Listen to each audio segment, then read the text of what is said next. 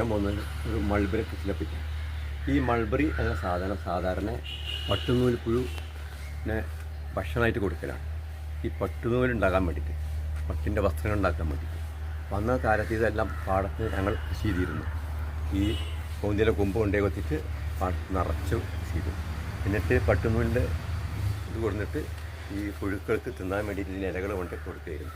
എന്നിട്ട് അത് ഇട്ടിട്ട് തിന്നിട്ട് അവർ വലിയ കൂടുണ്ടാക്കിയിട്ട് പെട്ടെന്ന് നൂലിങ്ങനെ ഉണ്ടകളുണ്ടാക്കിയിട്ട് അതെടുത്തിട്ട് തൂക്കി വിറ്റ് കൊടുക്കുകയാണ്, പൈസ കിട്ടിയിരുന്നുണ്ട്. അപ്പോൾ ഇതാ മാറ്റിപ്പോൾ ആളുകൾ പറയാൻ മാറ്റുന്നത് ഇത് പഴത്തിന് വേണ്ടിയിട്ട് ഇപ്പോൾ വളർത്തിണ്ടാക്കുന്നത് വീടുകളിൽ. ഇതിൻ്റെ പഴം നല്ല ഭംഗിയുണ്ട്, കണ്ടോ? ഓരോരോ പഴങ്ങൾ മുന്തിരിക്കുലമായിരുന്നു, നല്ല മധുരമാണ്. ഇത് ഓരോരോ ഈ കറുപ്പ് കളർ വന്നാൽ എന്താ ഇതിന് ഓരോന്നിനും വലിപ്പം കണ്ടില്ലേ, ഇങ്ങനെ ഇഷ്ടം പോലെ ഉണ്ടാവും, നിറച്ച് കായ ഉണ്ടാവും. ഇതിൻ്റെ മുകളിലൊക്കെ ഉണ്ട്.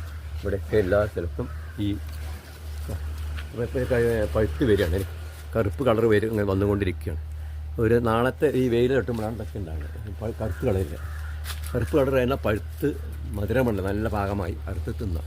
ഇത് ഗൾഫ് രാജ്യങ്ങളിലൊക്കെ ബോക്സിലായിട്ട് ഇതിനെ പഴങ്ങൾ കിട്ടാനുണ്ട്, നല്ല വിലയാണ് അതിന്.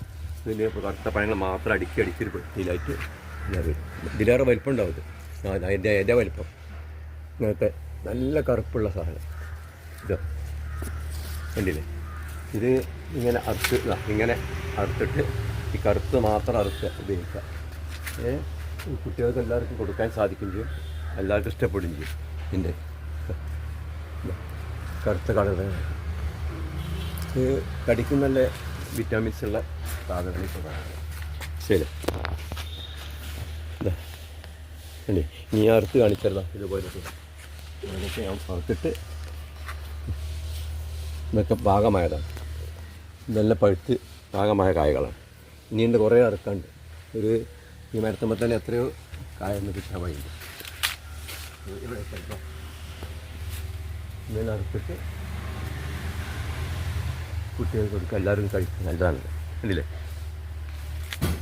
ഇതാണ് സാധനം. ഇനിയുള്ള കുറേ അറക്കാണ്ട് ഒരു വെട്ടിക്കുള്ള സാധനം. ഇത് നല്ല മധുരമാണ് കഴിച്ചാൽ.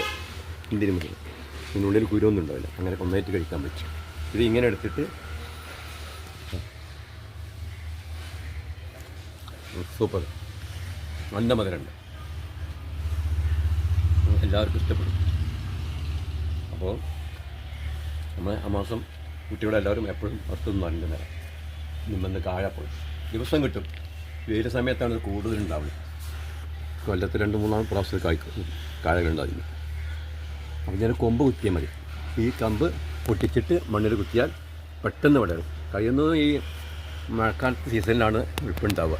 ഇപ്പോൾ ചൂടുകാലത്ത് മണ്ണിൽ വെച്ചാൽ കൊടുക്കാൻ വളരെ പ്രയാസമായിരിക്കും. ഇങ്ങനെ ഇടയ്ക്കിടെ നനച്ചു കൊടുക്കണം. ഇനി മഴക്കാലത്താണെങ്കിൽ പെട്ടെന്ന് കെടുത്ത് വരും. പിന്നെ അതങ്ങനെ വലുതായി പെട്ടെന്ന് അധികം ഒന്നും വളഞ്ഞതായി വേണ്ട, സാധാ മണ്ണിൽ തന്നെ ഉണ്ടാവണം.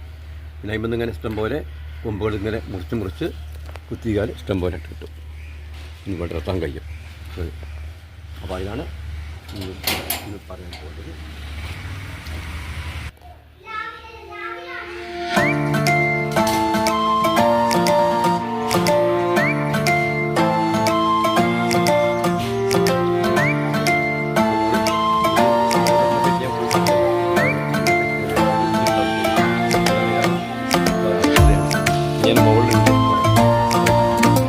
കൂടി ഞാൻ ഇപ്പോൾ ചെയ്യാൻ പോവാണ്. ഇനി അടുത്ത വീഡിയോയിൽ കാണാം.